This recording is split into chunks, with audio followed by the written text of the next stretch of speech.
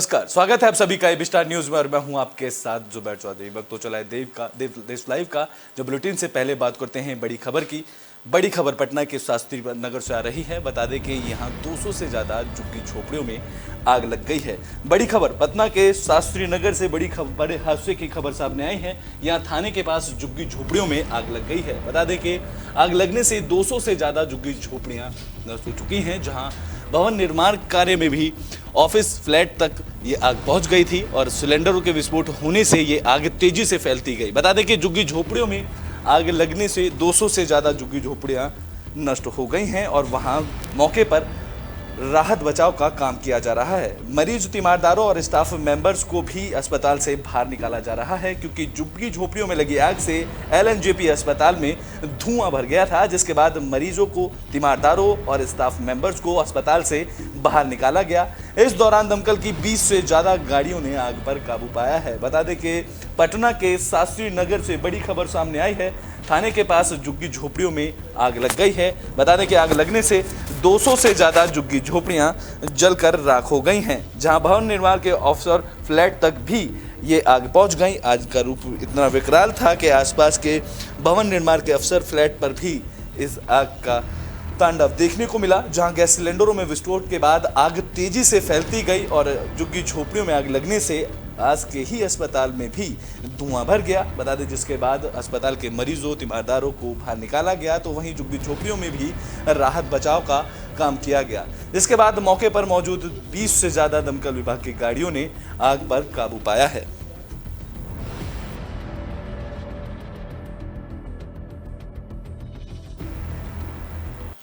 तो बुलेटिन में अब बात कर लेते हैं बीजेपी के 44वें स्थापना दिवस की, जिसके बाद पीएम मोदी ने लोगों को संबोधित किया।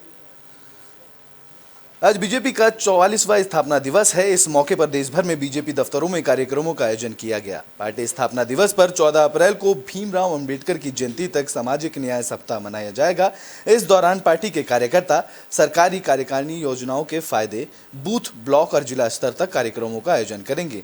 तो वहीं स्थापना दिवस के मौके पर बीजेपी के राष्ट्रीय अध्यक्ष जेपी नड्डा ने दिल्ली स्थित पार्टी मुख्यालय में झंडा फहराया। उन्होंने कहा कि पीएम मोदी की अगुवाई में बीजेपी ने लंबी छलांग लगाई है। बता दें कि बीजेपी की स्थापना 6 अप्रैल 1980 को हुई थी, जहां 1984 के लोकसभा चुनाव में पार्टी को सिर्फ 2 सीटें मिली थी। तो वहीं 2019 के चुनाव में बीजेपी ने 303 सीटें पर जीत दर्ज की। स्थापना दिवस के मौके पर प्रधानमंत्री नरेंद्र मोदी ने भी पार्टी कार्यकर्ताओं को संबोधित किया।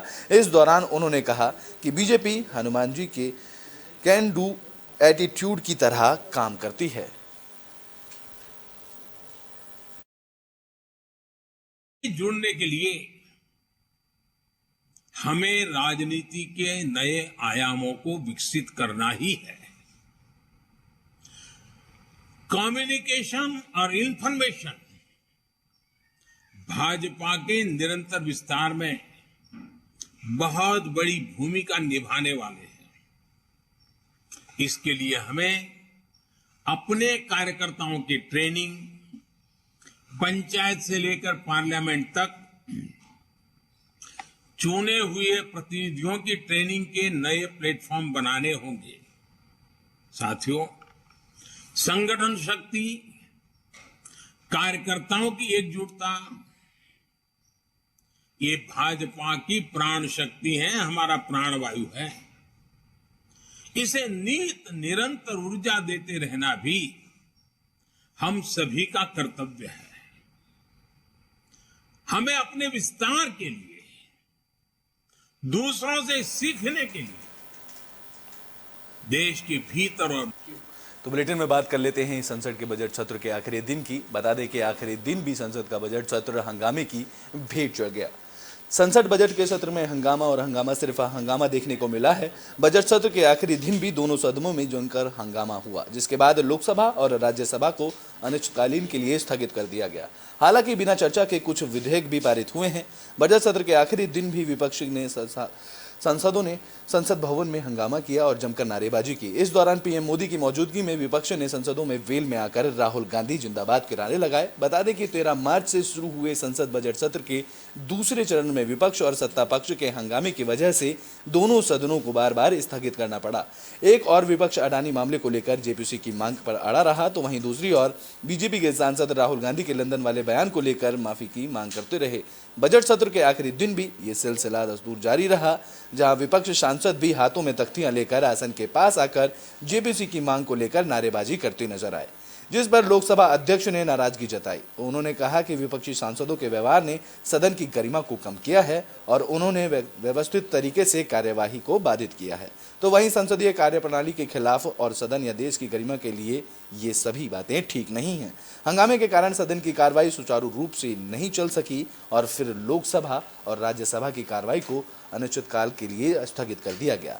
सदन में हुए हंगामे पर सदन के बाहर भी सियासी तड़का लगता नजर आया, जहां केंद्रीय मंत्री किरण रिजिजू ने संसद के हंगामे की निंदा की और विपक्ष पर काले झंडे पहनकर संसद का अपमान करने का भी आरोप उन्होंने लगाया। बजट सेशन का आखिरी दिन को भी कांग्रेस और उनके साथियों ने बहुत गलत तरीके से डिस्टर्ब किया, हाउस को चलने नहीं दिया, काले कपड़े पहन करके संसद का फिर से अपमान किया। ये बहुत देश के लिए दुर्भाग्यपूर्ण अवस्था है। जैसे कांग्रेस के एक नेता कह रहे थे कि गांधी परिवार के लिए विशेष रूप से व्यवस्था करना चाहिए। जब कन्विक्शन हो गया, उनके लिए जब हियरिंग होते हैं तो वो चाहते हैं कि क्योंकि वो विशेष परिवार से आते हैं, इसके लिए उनके लिए अलग से व्यवस्था खड़ा करना चाहिए। ये एक तरीके से हमारे न्याय प्रणाली के ऊपर में भी ये एक प्रहार है। इस संसद का मान सम्मान को बनाए रखना चाहिए, लेकिन एक कांग्रेस नेता श्री राहुल गांधी को लेकर के कांग्रेस पार्टी और उसके साथियों ने जो किया है, देश देख रहा है। पता है कि 31 जनवरी को ऑनरेबल प्रेसिडेंट ऑफ इंडिया ने जॉइंट सेशन को हमारे सेंट्रल हॉल में संबोधित किया। 1 फरवरी को बजट पेश हुआ और बजट पे चर्चा बाद में होनी थी। मोशन ऑफ थैंक्स पे पहले चर्चा शुरू हुई। राष्ट्रपति के अभिभाषण पर जो चर्चा हुई उसमें काफी डिस्कशन भी हुआ, प्रधानमंत्री जी की रिप्लाई भी हुई। उसके बाद रिसेस हुआ और जैसे आपको पता है कि इशू ऐसा आया जिसके कारण जब दोबारा हाउस बैठा तो इस इशू को लेकर के सबको पता है चर्चा गर्म थी, क्योंकि विदेशों में जाकर के जब हमारे लोकसभा के एक सदस्य ने हमारे लोकतंत्र खतरे में है, हमारी न्यायपालिका खतरे में है, हमारा सारा सिस्टम भी खतरे में है, स्पीकर। तो संसद में हुए हंगामे के बाद विपक्षी नेताओं ने सदन से विजय चौक तक तिरंगा मार्च निकाला। बता दें कि हंगामेदार बजट सत्र के दौरान विपक्षी अडानी मामले को लेकर सरकार की घेराबंदी करता नजर आया, जहां विपक्ष लगातार ये सवाल पूछता रहा कि आखिर पीएम मोदी और अडानी का क्या रिश्ता है। अलग अलग तरीके से सदन के बाहर भी विपक्ष ने मामले को लेकर प्रदर्शन किया, जहां बजट सत्र के आखिरी दिन भी विपक्ष ने अडानी मुद्दे को संसद से बाहर जोर शोर से उठाया और जेपीसी गठन की मांग की। इस मामले को लेकर विपक्षी पार्टियों ने संसद से लेकर विजय चौक तक तिरंगा मार्च भी निकाला, जिसमें कांग्रेस के साथ डीएमके, समाजवादी पार्टी, आरजेडी समेत 18 विपक्षी दल शामिल हुए। तिरंगा मार्च में सोनिया गांधी भी नजर आईं। बता दें कि विपक्षी सांसदों की इस मार्च की अगुवाई कांग्रेस के अध्यक्ष और राज्यसभा के विपक्ष के नेता मल्लिकार्जुन खड़गे ने किया, जहां अडानी मामले को लेकर मल्लिकार्जुन खड़गे ने सरकार पर आरोप लगाया कि सरकार ये नहीं चाहती कि संसद चले। बता दें कि कांग्रेस समेत 13 विपक्षी दलों ने स्पीकर की पारंपरिक चाय पार्टी का भी बहिष्कार किया और कहा कि सरकार अडानी मामले में विपक्ष के सवालों से डरी हुई है, इसलिए विपक्ष के किसी सवाल का सरकार के पास कोई जवाब नहीं है। बता दें कि एक तरफ सदन में भी हंगामा देखने को मिला, तो वहीं सड़क पर भी कांग्रेस और विपक्षी नेताओं ने हंगामा किया। इस दौरान तिरंगा मार्च निकाला गया, जिसके बाद कांग्रेस अध्यक्ष मल्लिकार्जुन खड़गे ने विपक्ष की आवाज को दबाने का आरोप भी सरकार पर लगाया। मोदी सरकार डेमोक्रेसी के बारे में तो बहुत बातें कहती है, लेकिन जो कहती है उसके तहत चलती नहीं। और आपको एक ही उदाहरण बताऊं, 50 लाख करोड़ का बजट केवल 12 मिनट में पास किया गया। और वो हमेशा कहते गए कि अपोजिशन पार्टी को इंटरेस्ट नहीं है, वो डिस्टर्ब। लेकिन डिस्टर्बेंस तो रूलिंग पार्टी से हुआ। और जब कभी हम बोलने के लिए उठते थे और हम नोटिस देते थे, नोटिस की चर्चा की मांग जब करते थे, तब वो हमको बोलने नहीं देते थे। और ऐसी पहली बार हुआ। मैं भी अपने जीवन के 52 साल समाप्त करके 53 साल में कदम रखा हूं, चाहे असेंबली में हो चाहे पार्लियामेंट में, ऐसा कभी नहीं देखा। Begin with the Treasury benches, the government side, actually disrupting Parliament's budget session when it resumed, which has never happened in the history of our Parliament. We have never seen a situation where the government side disrupts its own budget session. It's always been our understanding that government has a responsibility to run Parliament. This is the taxpayers' time, the taxpayers' money, the number of issues we discussed. We've seen 45 lakh crores of the finance bill being passed without even 1 minute's discussion. This is not the way in which Parliament is supposed to function. And I will say to all of you that standing up with the flag and defending democracy is the right of everybody in the opposition. What is your next step, sir? What is your next step? What is it? What is your next step? Look, I mean, the party is going to be figuring out. I think there are meetings going on even now as we speak. This is a demonstration of intent. I believe there will be a press conference of various people in the Constitution Club, floor leaders of various parties. So that should be the next step. तो bulletin में बात कर लेते हैं कर्नाटक चुनाव की। बता दें कि कर्नाटक चुनाव को लेकर कांग्रेस पार्टी ने उम्मीदवारों की दूसरी लिस्ट जारी की। इस दौरान अब तक कांग्रेस की तरफ से 166 सीटों पर उम्मीदवारों की घोषणा की जा चुकी है। कर्नाटक में चुनावी तारीखों के ऐलान के बाद सियासी पार्टियां तैयारी में जुट गई हैं। इस बीच कांग्रेस ने कर्नाटक चुनाव के लिए उम्मीदवारों की एक और लिस्ट जारी की है। बता दें कि केंद्रीय चुनाव समिति की बैठक के बाद उम्मीदवारों के नाम की घोषणा की गई। बता दें कि दूसरी लिस्ट में 42 उम्मीदवारों के नाम हैं और अब तक कांग्रेस पार्टी की तरफ से 166 सीटों पर उम्मीदवारों का ऐलान किया जा चुका है। इससे पहले पार्टी ने 25 मार्च को 124 उम्मीदवारों की पहली लिस्ट जारी की थी। इस लिस्ट में बीजेपी छोड़कर कांग्रेस में शामिल हुए पूर्व विधायक गोपाल कृष्ण को, मोलकाल मोरू बीजेपी छोड़ने के वाले पूर्व एमएलसी बाबूराव को, गुरमिटकल और बीजेपी के कांग्रेस में आने वाले एक और एमएलसी को टिकट दिया गया है। इसके साथ ही जेडीएस छोड़कर कांग्रेस में शामिल होने वाले पूर्व विधायक श्रीनिवास गुब्बी से मैदान में उतारा गया है। इस लिस्ट में फिलहाल कोलार से कोई उम्मीदवार की घोषणा नहीं की गई है। अब आने वाले दिनों में कांग्रेस की तरफ से और भी नामों की घोषणा की जा सकती है, लेकिन कांग्रेस ने कर्नाटक चुनाव को लेकर अपनी दूसरी लिस्ट जारी की है।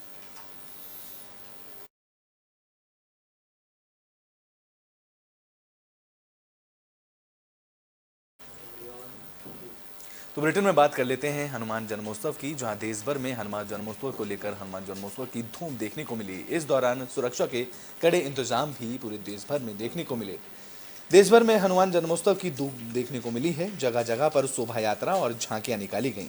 इस दौरान श्रद्धालुओं ने जय श्री राम और जय हनुमान के नारे लगाए, जहां सुरक्षा के भी पुख्ता इंतजाम देखने को मिले हैं। बता दें कि रामनवमी के दिन हुई हिंसा के बाद गृह मंत्रालय ने राज्य सरकारों को एडवाइजरी जारी की थी। लिहाजा इस बार तैयारियां मुकम्मल नजर आई हैं। दिल्ली के जहांगीरपुरी में भी पिछले साल हनुमान जन्मोत्सव पर हिंसा भड़की थी, लेकिन इस बार एक दिन पहले ही पुलिस ने यहां फ्लैग मार्च किया था और पूरे इलाके में मिलिट्री फोर्स के सामान तैनात किए गए थे। वहीं पश्चिम बंगाल के भी 3 अति संवेदनशील इलाके कोलकाता, चांदनगर और बैरकपुर में केंद्रीय सुरक्षा बलों की एक कंपनी को तैनात किया किया गया था। वहीं ममता बनर्जी को भी लोगों ने श्रद्धा और हर्षोल्लास के साथ शांतिपूर्वक तरीके से हनुमान जन्मोत्सव मनाने की अपील की थी और इस मौके पर विश्व हिंदू परिषद ने भी बंगाल में कई जगहों पर पूजा अर्चना की।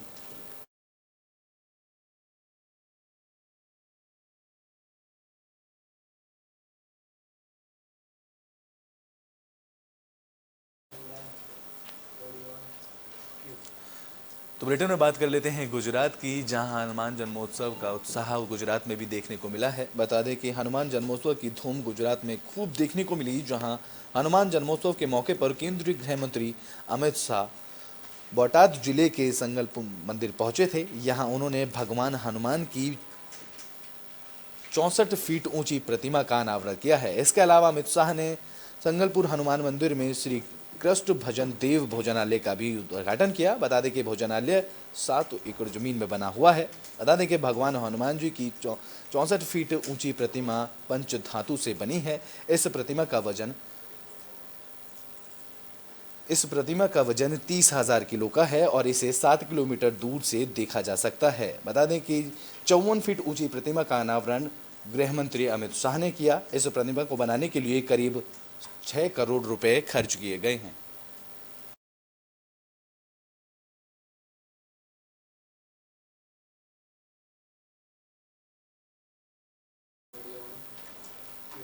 तो बुलेटिन में बात कर लेते हैं कोरोना की। बता दें कि देश भर में कोरोना के मामलों में बढ़ोतरी देखने को मिल रही है, जहां पिछले 24 घंटे में पूरे देश भर से 5,335 नए कोरोना के मामले सामने आए हैं।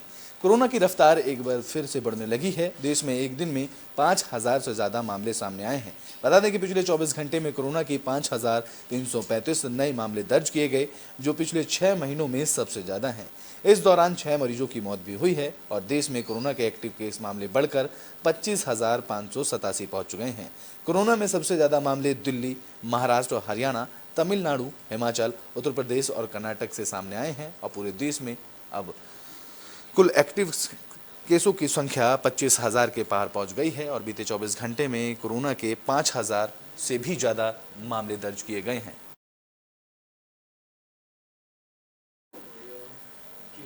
देश लाइव में अभी के लिए बस इतना ही। देश और दुनिया की तमाम खबरों के लिए देखते रहें एबी स्टार न्यूज़।